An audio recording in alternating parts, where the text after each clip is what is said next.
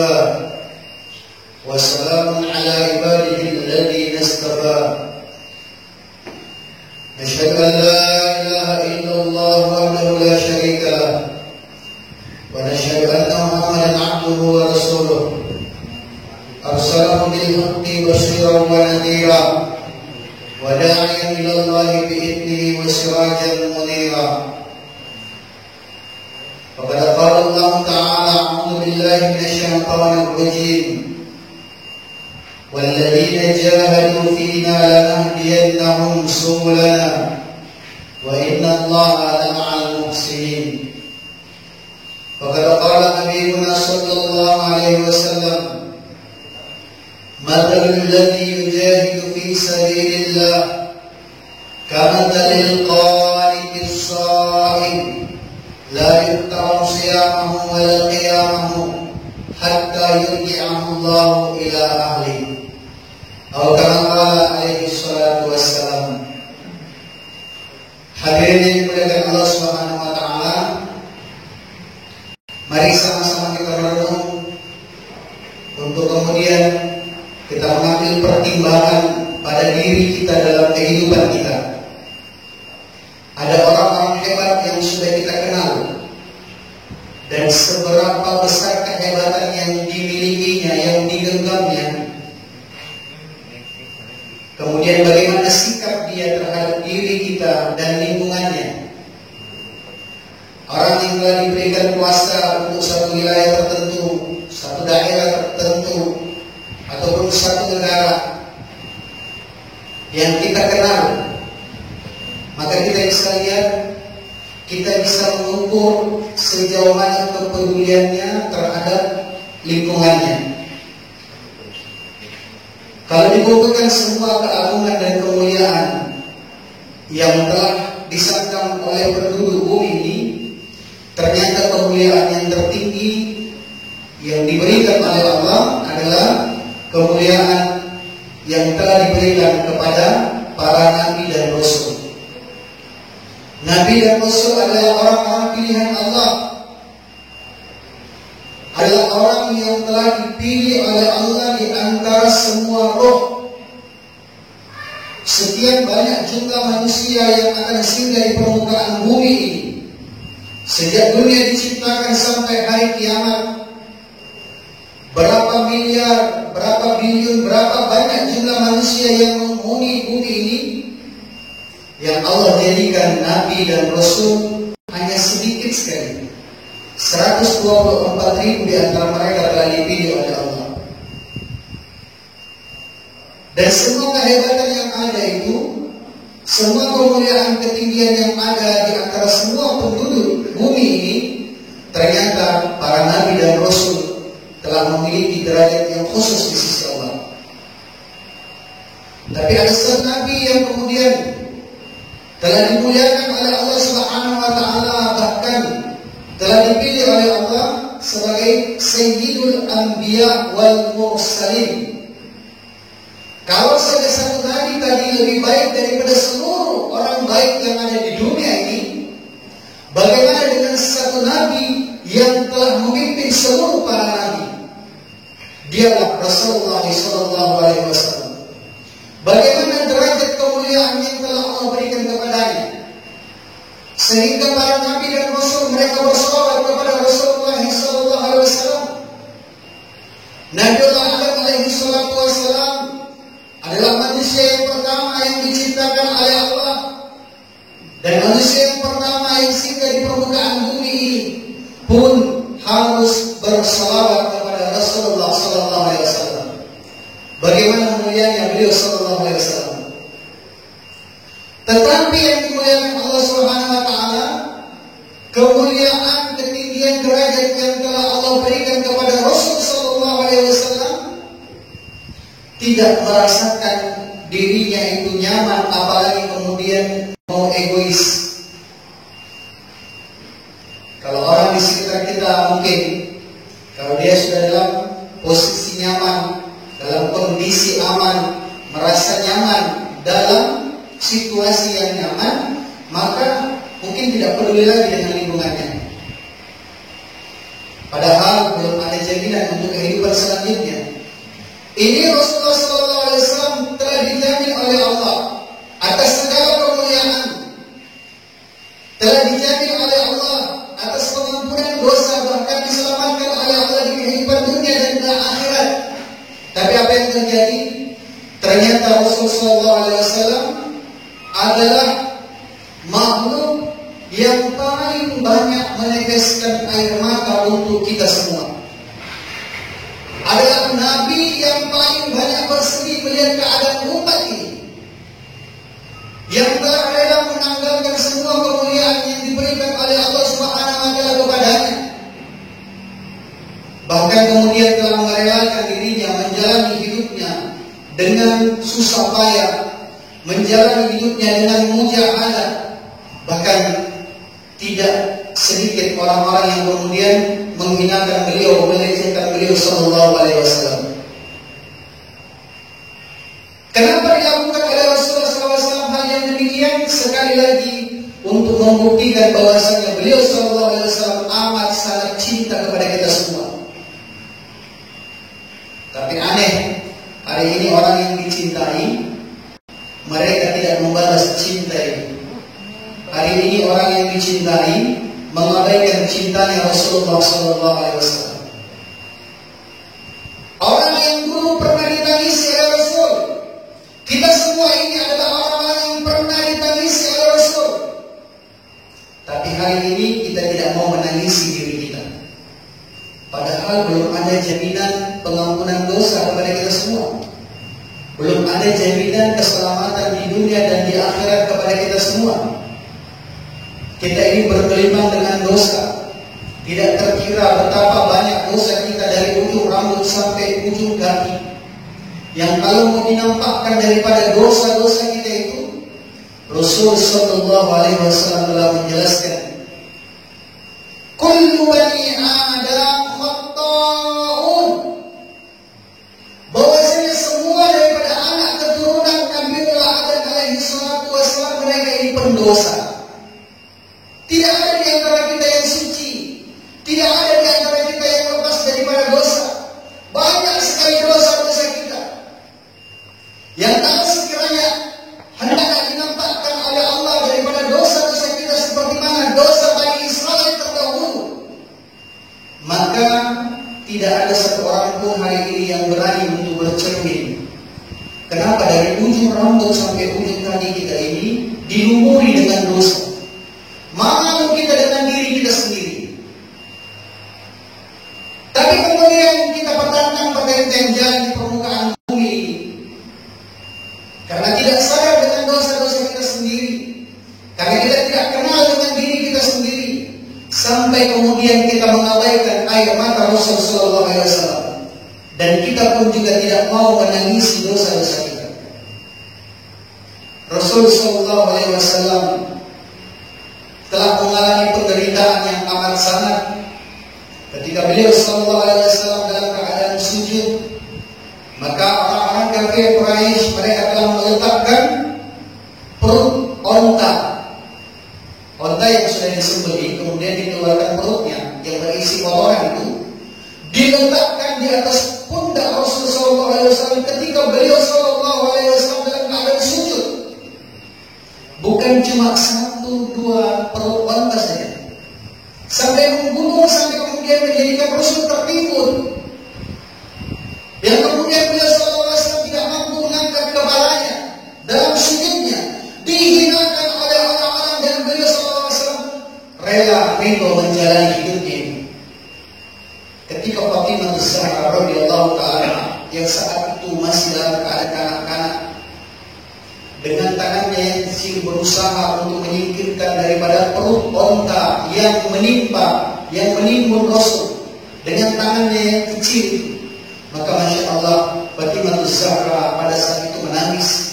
Fatimah Az-Zahra pada saat itu kemudian menunjuk kepada orang-orang kafir yang mana mereka mengelilingi Rasul. Dan ternyata yang dimuliakan Allah Subhanahu wa taala, Rasul masih ridho. Rasul sallallahu alaihi wasallam tidak menjadikan itu sebagai penghalang atas usahanya bagaimana setiap manusia ini bisa bertemu dengan beliau nanti di akhirat.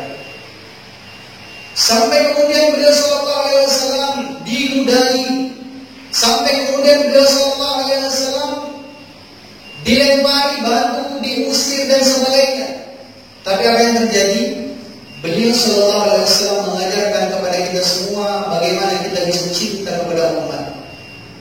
Apa yang selalu terlontar dalam lisan Rasul, berprasangka baik kepada Allah dengan ridhonya dan berprasangka baik kepada umat. Sehingga ketika beliau sallallahu alaihi wasallam telah diusir dari kota Taif, ketika beliau sallallahu alaihi wasallam telah dilempari batu, maka apa yang terjadi? Beliau sallallahu alaihi wasallam perlahan dan menahan langkahnya, sangat hati-hati sekali melangkah. Beliau tidak menginginkan jangan sampai ada darah yang mengucur di tubuhnya di jatuh ke bumi. Sehingga kemudian ketika beliau sallallahu alaihi wasallam telah keluar dari kota Taif, beliau hanya bisa berdoa kepada Allah. Allahumma anta rabbi, la ilaha illa anta, ashku dhuffa quwwati wa qillata hilati wa hawani 'ala an-nasi ya arhamar rahimin. Anta rabbul mustad'afin wa anta rabbi ila man takilni. Apa yang terjadi ketika Rasulullah SAW dianiaya? Ketika Rasulullah SAW merasakan penderitaan yang begitu berat sekali, beliau hanya bisa mengadu kepada Allah. Allahumma anta rabbi, Allahumma ya Allah, Engkau adalah Tuhanku. Ashku dhuffa quwwati, hanya kepadamu ya Allah aku mengadukan kelemahanku. Aku lemah dalam pengorbanan, aku lemah dalam usaha, aku lemah dalam segala-galanya. Padahal Masya Allah, Rasul sudah habis-habisan berkorban untuk umat. Rasul sudah habis-habisan bermujahadah atas umat. Tapi beliau sallallahu alaihi wasallam masih menganggap dirinya, saya lemah dalam pengorbanan. Bagaimana dengan kita hari ini? Yang korban 3 hari sudah menganggap diri kita berkorban. Yang korban perasaan menganggap diri kita sudah berkorban. Padahal Rasul sudah habis-habisan. Beliau masih mencaci maki dirinya di hadapan Allah. Ashku dhuffa quwwati, betapa lemahnya saya dalam pengorbanan. Wa qillata hilati, dan sangat sedikitnya daripada kemampuanku, tidak ada yang saya berikan untuk agama ini. Sangat sedikit ya Allah. Padahal sudah habis-habisan. Beliau sallallahu alaihi wasallam bersama Khadijah, bersama Fatimah merasakan daripada penderitaan. Bahkan kelaparan pun juga adalah hal yang kemudian menjadi bunga-bunga kehidupannya. Tangisan dan air mata itu adalah sesuatu yang tidak luput dalam malam-malamnya beliau sallallahu alaihi wasallam. Menangis sepanjang malam. Wa awani 'alan nasi, dan Rasul cuma mengadukan kepada Allah. Pantaslah orang-orang kemudian menghina saya. Pantaslah kalau orang-orang kemudian mengucilkan saya. Masya Allah, sudah dicaci maki, sudah didolimi, dianiaya, padahal korban habis-habisan. Beliau katakan pantas saja kalau orang berbuat seperti ini sama saya. Wa awani 'alan nas, ya arhamar rahimin, wahai yang maha rahman dan rahim. Ilaika ashku dhuffa quwwati wa qillata hilati wa hawani 'alan nas, ya arhamar rahim. Anta rabbul mustad'afin, anta engkau ya Allah rabbul mustad'afin, Tuhannya orang-orang yang lemah. Maka Rasul mengajarkan kepada kita, siapa itu orang yang kuat? Adalah orang yang bersandar kepada yang maha kuat. Adalah orang yang mengambil backing, orang yang mengambil backing kekuatan yang sangat luar biasa sekali. Engkau adalah Tuhannya orang-orang yang lemah. Anta rabbul mustad'afin wa anta rabbi, dan engkau adalah Tuhanku ya Allah. Ila man takilni, kepada siapa nanti kemudian engkau akan kembalikan saya ya Allah? Apakah engkau akan menyerahkan saya kepada musuh yang kemudian dia menghabisi saya ridha? Ataukah engkau akan mengembalikan saya kepada orang-orang yang cinta kepada saya? Maka yang dimuliakan Allah SWT, tidak tidak tanggung-tanggung beliau sallallahu alaihi wasallam telah melakukan pengorbanan untuk umat ini. Maka Allah Subhanahu wa taala pun juga mengakui keagungan, kemuliaan, penderitaan, penjahat Rasul sallallahu alaihi wasallam. Laqad ja'akum. Ini untuk kita umatnya. Laqad ja'akum rasul.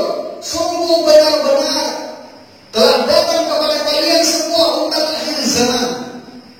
Kepada kita hari ini yang tidak tahu diri, kepada kita hari ini yang mengabaikan air mata Rasul, tidak menganggap penderitaan Rasul. Bahkan kita hanya sebagai penikmat sholat saja. Sementara kemudian kita tidak membawa perasaan bagaimana mujahadah susahnya Rasul untuk kemudian bisa mendapatkan daripada hadiah sholat itu. Ja'akum rasulun min anfusikum. Ditegaskan bahwasanya Rasul Nabi yang dikirim diutus oleh Allah dari bangsa kalian.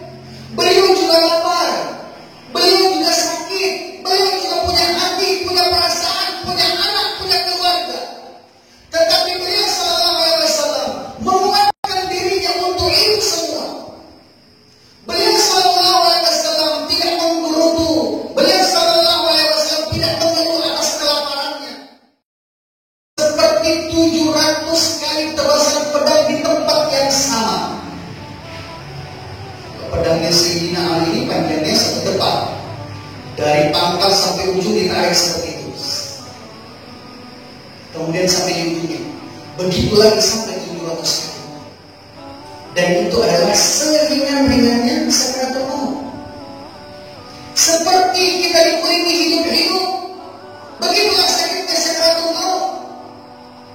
Bapak jangan sekalian, coba kita jalan saja keluar. Kemudian kaki kita tertantuk batu, kukunya itu lepas, Pak. Bisa kita rasakan bagaimana sakitnya. Itu baru satu kuku. Bagaimana kalau 20 kuku? Bagaimana kalau kulit kita itu dikuliti dalam keadaan hidup-hidup, dilepaskan hidup-hidup?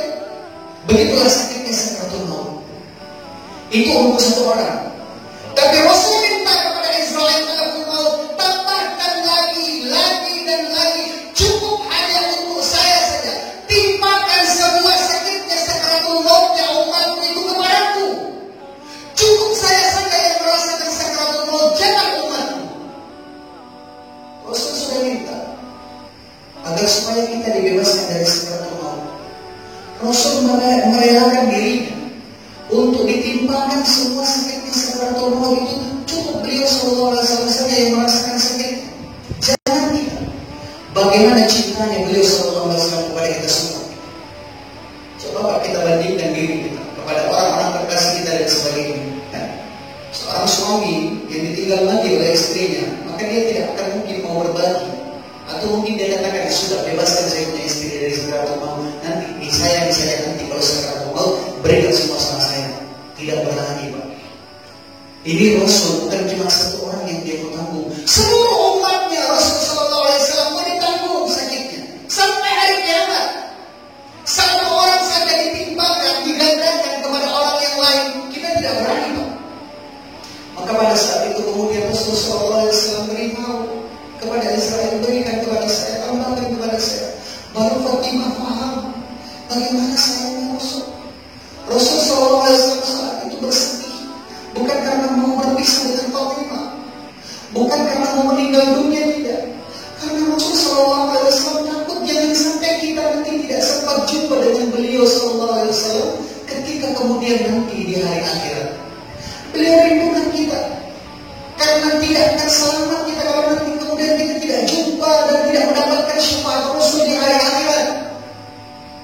Yang dimuliakan Allah Subhanahu wa taala, maka di dunia ini kita menumbuhkan kembali perasaan ta'zim, memuliakan cinta yang benar kepada Rasulullah SAW dengan sebenar-benarnya cinta.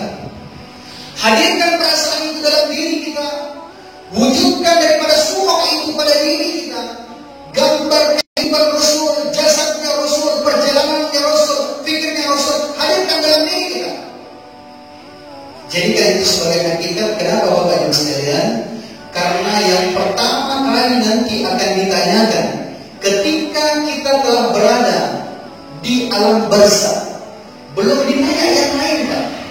Saat itu untuk meringankan pertanyaan-pertanyaan itu akan ditunjukkan kepada kita, akan dinampakkan kepada kita semua. Ma kunta fi hadzal rajul. Gambarnya Rasul itu ditunjukkan sama kita. Sebahagian ulama menjelaskan wajah Rasul itu ditunjukkan sama kita. Maka malaikat bertanya, sebelum masuk pada pertanyaan yang lain, ma kunta fi hadzal rajul. Bagaimana pendapat kamu tentang lelaki ini? Masya Allah. Jangan sampai di akhirat, di alam barzakh kemudian kita menjawab, la adri ma huwa. Saya tidak kenal siapa sih ini. Kalau seperti itu, Pak, maka jangan berharap. Kalau seperti itu, Pak, kita tidak kenal Rasul, maka siap-siap saja.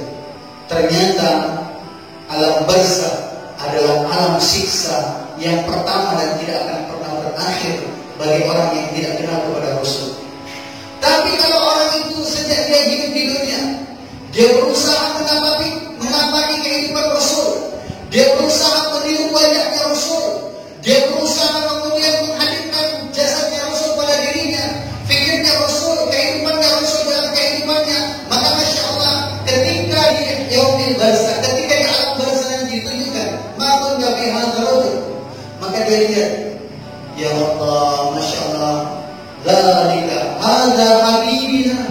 Oh, inilah wajah yang dulu waktu di dunia saya sudah berusaha untuk contoh-contoh wajah ini, dan dengan sebab saya mencontohnya saya dihina, dicaci maki sama orang. Ya Allah, inilah wajah yang saya rindukan, inilah kepala yang saya rindukan, yang dulu ketika di dunia saya berani menanggung malu, kemudian dicaci maki, dihina, dikucilkan oleh orang-orang di sekitar saya rela menanggung itu. Inilah wajah yang saya rindukan ketika di dunia. Inilah jasad yang saya rindukan, yang kesana kemarin saya pun juga menanggung malu itu. Orang-orang mengucilkan saya, melecehkan saya, dan saya rela. Hada habibina sallallahu alaihi wasallam. Ini adalah kekasih. Ini adalah Rasulullah sallallahu alaihi wasallam. Saat itu, Pak, kecerdasan kita bukan yang kita jawab. Saat itu jemaah sekalian, bukan kemudian yang menjawab kita adalah apa yang kita tahu, tidak. Tetapi yang menjawab adalah kepala kita, rambut kita, diri kita. Apa yang ada pada diri kita, itu yang kemudian akan menjawab. Adakah kemudian wajah kita menjawab? Adakah kemudian jasad kita menjawab? Apabila kita bisa hadirkan daripada kehidupan Rasul sallallahu alaihi wasallam dalam diri kita. Sehingga yang dimuliakan Allah Subhanahu wa taala, ketika seseorang bisa mampu menjawab semua daripada ungkapan tentang Rasulullah SAW, dia akan dibebaskan daripada pertanyaan yang akan menyulitkan dia. Tidak berhenti sampai di sini jemaah sekalian, sampai bahkan kemudian nanti di pintu surga Rasulullah SAW belum mau masuk ke dalam surga. Saking rindunya beliau SAW, beliau menunggu dan menantikan umatnya itu bisa berkumpul untuk kemudian nanti mereka ini akan bisa masuk ke dalam surga satu persatu. Mereka bisa berkumpul dalam satu jemaah dan akan masuk ke dalam surga.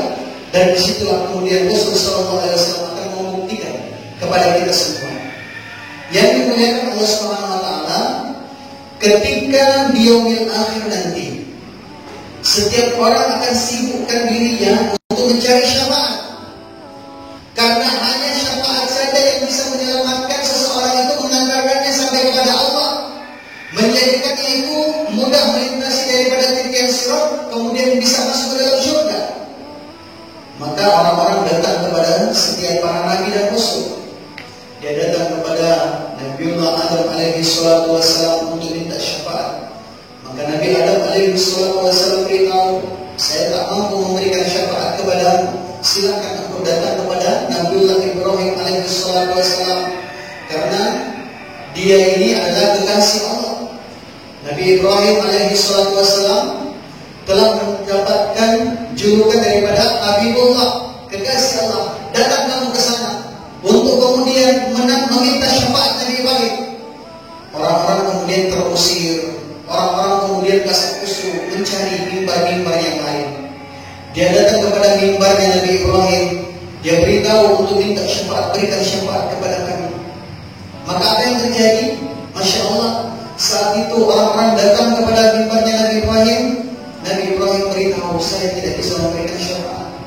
Silahkan kamu datang kepada Nabi Musa, karena dia adalah kalimullah.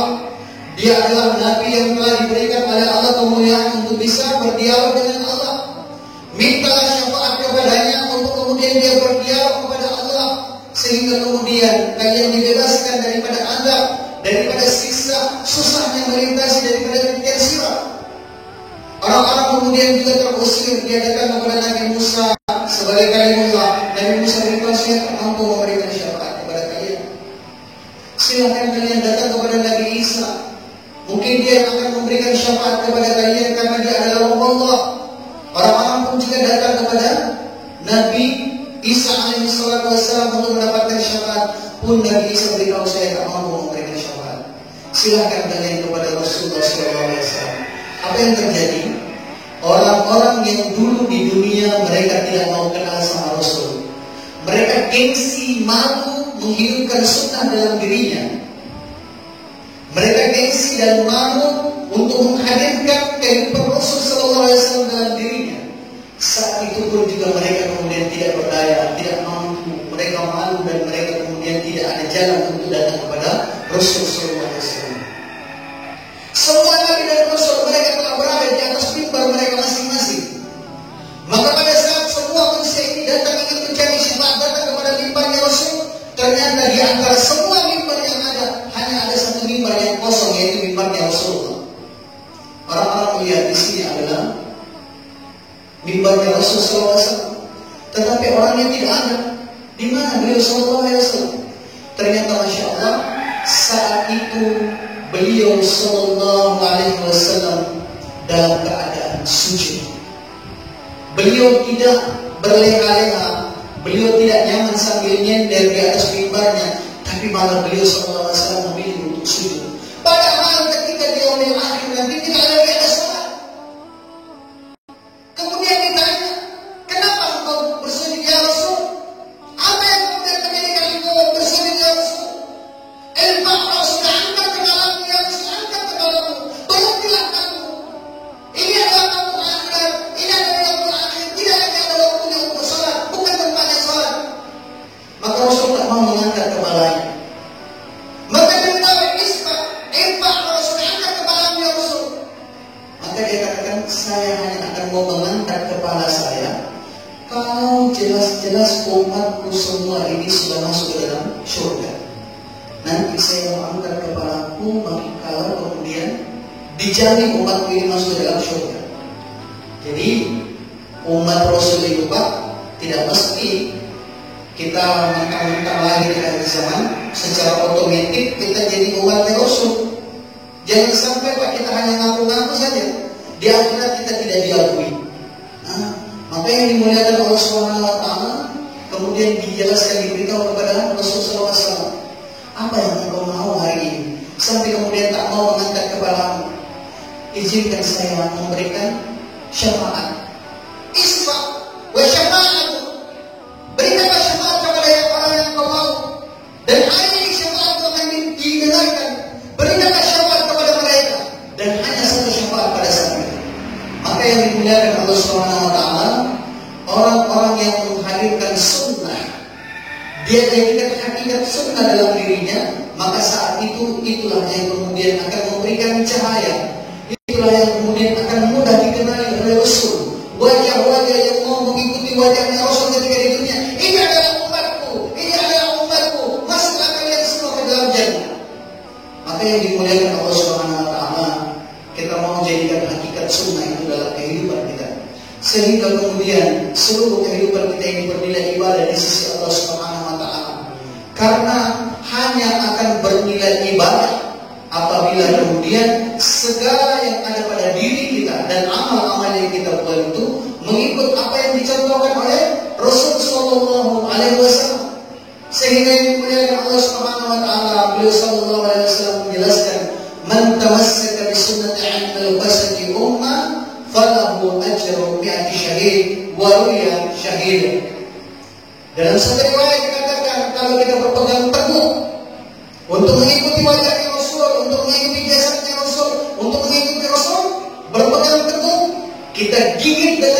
gerahan kita pegang kuat-kuat dan istiqomah, maka nanti akan mendapatkan ganjaran pahala 100 mati syahid. Di riwayat yang lain dijelaskan satu syahid sudah jelas jaminannya surga. Bagaimana